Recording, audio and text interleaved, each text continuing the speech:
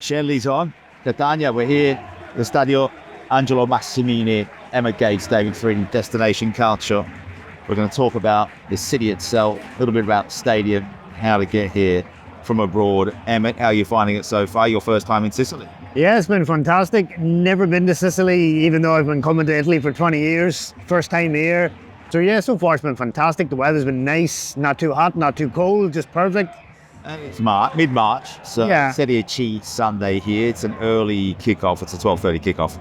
Brilliant atmosphere. Catania home fans in full voice. They're very quiet at the moment, which is why we've started this. It's a tense period of the match. Perfect time for recording. As Emma said, we got here Friday, landing in from Milan, from London. Very easy to get to. That one flight in about 90 minutes from the north of Italy, and also about 2 hours from the airport. How'd you find it? It was your first time. It's a tiny little airport, the Fontana Rossa here in Catania. Yeah. Everything, it's been refurbed nicely over the years. About half an hour, a bit less in a cab to get to the city centre where we are. Yeah, you just walk out the doors at the airport, and there's a public bus that can get you into the centre, or you know, if you're in a rush, you can get a taxi, and the taxi is maybe 25 minutes into the centre, around €36. Yeah. Relatively cheap. There are buses. There's now a metro in Catania as well, which we've seen in metro stops. We haven't got on it, but we've been walking. Everything's very walkable. So it's one of those cities with everything there. It's not a small city. It's the ninth biggest city in Italy in terms of population. It's by the seaside. To the north is Messina, south is Siracusa, Palermo, the capital of Sicily, is way over the other side. But Catania FC, now known as that, used to be Catania Calcio. The emblem is the elephant with the old football. They're looking to get that logo back. At the moment, they've still got an elephant on their logo, but it's a different design. It's very modern compared to the old days. Australian ownership at the moment, Australian-Italian ownership with the Pelligra Group. Looking to make the playoffs and get back into Serie B, so hopefully we'll have them on Destination Culture next season. And Catania we're staying in Via Etnea, which is the main street that goes from north to south. It's about 2 or 3 kilometers in from the seaside. Lovely bar out there called Cafe Europa. What's been your favourite thing? My favourite thing's been the Granita Siciliana. There's a surprise. David loves his granita. What's yours? What's your favourite? To be honest, I would have to say the granita is bad. But there was a pasta that we had. We went for dinner on Friday night, and I had a tagliatelle with sage, parmesan, very simple pasta dish, but it was buonissima. And yeah, it was so good. I tried that. I forked a little bit off his plate. Yeah. And he had a couple of my pen. They're very al dente. Yeah. That's the way it's supposed to be. Here comes Catania now, looking for a one-on-one with the keeper. He's got 2 meters on him. Needs to move.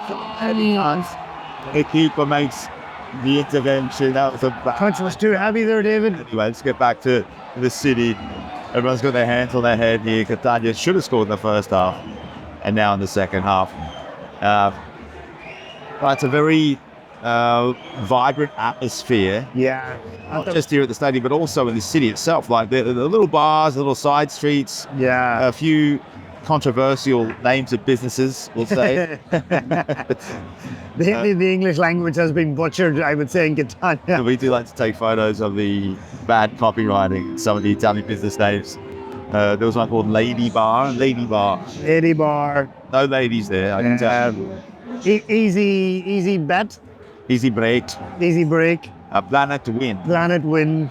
And Sicily, obviously, is a victim of the poor English translations. Tanya, when you ask someone that's Sicilian, when they're abroad, when you ask them if they're Italian, they say, no, I am a Sicilian. Yeah. That's Sicilian first, Italian second. And you lived here. Experience. I lived here in Catania back in the day. They do have a cricket club here, just to let you know. Roll the arm over. So just up a little bit north is Giardini Naxos and Taormina, where they filmed White Lotus, the season number 2. So now a lot of Americani starting to come in, a lot of tourists. They want that luxury vibe, and there is a sense of luxury here. So, any recommendations you would give to the viewers if they were ever to come to Catania for a week or a weekend? Oh yeah, I mean, Catania is a very easy airport to get to all throughout Europe. I mean, direct flights from New York starting in May, also from Paris. I think there's definitely opportunities you can take here in the summer, walking on Lungomare all the way down to the beach, seeing the water in Etna, of course, is spectacular. I mean, I don't think you can see that anywhere else in the world. Cafe Europa is one of the oldest, and I would say best cafes for granita, drinks, arancini. I mean, very classic. I know there's some contention here in Catania with the best arancini and brioche, but Cafe Europa by far is the classiest place, best price, easy to get into, and you kind of take your time here in Catania over the top. What's your favorite flavors to have in your granita? So the favorite definitely is going to be almond, mandorla, and limone. I think those are very classic flavors. Sì, grazie. What's your favorite arancino? Sì, con ragu. Ragu is very classic. I've got spinach. Michael's got one. Which I know you guys traveled to Palermo, but for sure Catania is better arancini than Palermo. That's what we like to hear. Yeah. So, do you have any other recommendations? Any restaurants? Any hidden gems? Hidden gems is, of course, Corso Italia. I mean, in this street, everybody loves going down the old town and going through the cathedral and down in Centro. But here is a lot of where the locals are. A lot of beautiful restaurants, higher end places to stay. I know my personal opinion. And it's a straight shot to the stadium, which is an amazing time. Yeah, if you're down in Old Town and at the fish market, it's a wonderful place and experience. But if you really want to have an experience of calcio, you definitely want to be on this side of town. Let's talk about the stadium now. Yeah, the Massimino. Angelo Massimino. Yeah. Named after an entrepreneur, Argentinian Catanese entrepreneur, who went abroad and came back and invested his money. He died in the mid-90s, but it's named after him. They had a lot of success when he was here. They had a lot of success since. We just written a piece on Pepe Mascata, that era when they were in Serie A, going back until about a decade ago. They're very proud. They want to be back in Serie A. Yeah, exactly. Everyone's been telling us they're impatient. They want to be back in Serie A. Yeah. This project's so young. It's only 2 years in. Yeah. And they all want Serie B and Serie A. So. And they have a bit of momentum, Dave. They won the Coppa Italia Serie C last season. Yeah, we saw the trophies with him yesterday to interview the Vice President, Vincenzo Grella. So that's going to be coming up on Destination Culture at some point in the next couple of weeks. I think, David, what I've noticed, obviously my first time here in the city, is that the fan base is very rabid, fanatical. There's massive potential in this club. You know, the average attendance in Serie C this season is over 16,000, which even by Serie B standards is impressive. But for Serie C, it's unbelievable. It's about that today, to be honest. When you look out from the media stand, look across it, there's probably half full that stand, but every other stand is packed. So it's deceiving when we were trying to do a head count. But we're going to find out the official numbers at some point. Hopefully we get. Love to see a home goal. Apologies to Crotone fans out there. Yeah. Love to see a goal to win this and just hear this place explode. It's always nice hearing the home team score the first goal of the game wherever we go, because so much passion. Yeah. Each fan base, you can hear the music is non-stop. It's just in the background. This is not a soundtrack that we paid for our video. Yeah. It's always happening. So the stadium is located very centrally. It's in the Ciboli area. Probably seats. How many does it seat here? We've got to do just over 20,000. 20,000 or a little bit more. It's got the Lecce vibes, even Benevento vibes. Stadium. Yeah, with the running track. I know Benevento hasn't got a running track, but it has, Via del Mare vibes about it with a running track and the kind of the circular concrete aesthetic. Yeah, at least they're not conceding 6 goals like the time we went to the Via del Mare here today. You can see here get my finger in the right position. There is the logo, the new logo there, Catania FC. It's the Rosso Azzurri, the red and blue, also known as the elephants. They've got the Piazza del Secolo, those areas in the center. Oh, There's a big black elephant in the middle there, big statue. So it's a lot of history revolving. Catania's been built, it's right there. It's a city that sometimes gets ashed on by Mount Etna. It's just such a beautiful rural landscape. You fly over. We'll show you some of those images. It's just magical to see from up top as Emmett wants to peruse over what's happening on the side of the stadium. yeah. But overall, what did you think in terms of expenditure here? It's so cheap. I mean, Yeah. what are we? Yeah, I mean, you're 2 granitas, 2 brioche, and a couple of coffees. like €13. £10. Yeah, I do think the most expensive part of a weekend in Catania is probably the flight. The flight can be quite costly. Yeah, they can be.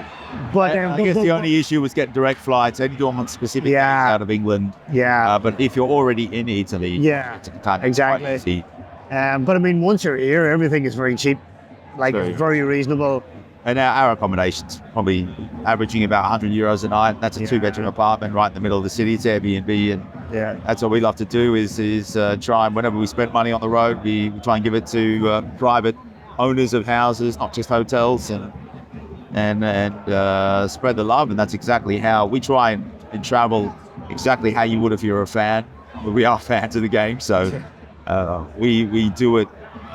We don't go nuts, but we get good food in. We see the sights. We do a lot of walking, and that's how it should be done. You want to take in the culture of Catania, the culture of calcio at the same time. I think we need to do a lot of walking, David, to walk off the granitas that we've smashed down. Yeah, I did query Vince Grella, the vice president here, about what flavor granita he likes. So go check it out on the socials. It's the middle of March, and it's 20 degrees Yeah. Celsius. You're not going to find that in too many places in Europe, No, not even in Italy. And food's great. The people are great. They're very, very friendly. Everyone's willing to help you out. The coffees are cheap. There's none of this tourist area where you get done over for €5 for a coffee like in Rome. We haven't even mentioned the beach area, the Spiaggia, all the Lidos there. They turn into nightclubs in the summer. And look, today I'm just wearing the couple of layers here shirt, just a light tracksuit top, and Emmett's overdone it, but that's because you never know what you're going to get when you're on the road, so we have to prepare for everything. And it's what we can fit in our baggage to get back on the plane. But yeah, really recommend to come to Catania. It's one of those cities that most people won't think of unless it's summertime, but in the wintertime, calcio is here, calcio is back. and I think even within Sicily, people don't think of Catania. To come to Catania would be Palermo or Taormina. But we'll leave it there. Everything you need to know. We've tried to get to that level of trying to tell you everything you need to know about coming here, but it's a very affordable city, easy to get around, and the football is back. Serie C at the moment, Catania, looking to get back up to Serie B. Yeah. To see them. Very good for seafood, for granita, views of the Mediterranean. And I think Catania deserve to be in Serie A, and I think Serie A deserves having a team like Catania in it with the fan base, the colour, the vibrancy. So I think both can benefit from having Catania back at the top tier. Yeah, and if they do get up, Serie B, Serie A, make sure you come and watch them, even in Serie G as it is, so they might not go up. Come and experience the vibe of Catania. We'll leave it there. Everything you need to know, Destination Calcio.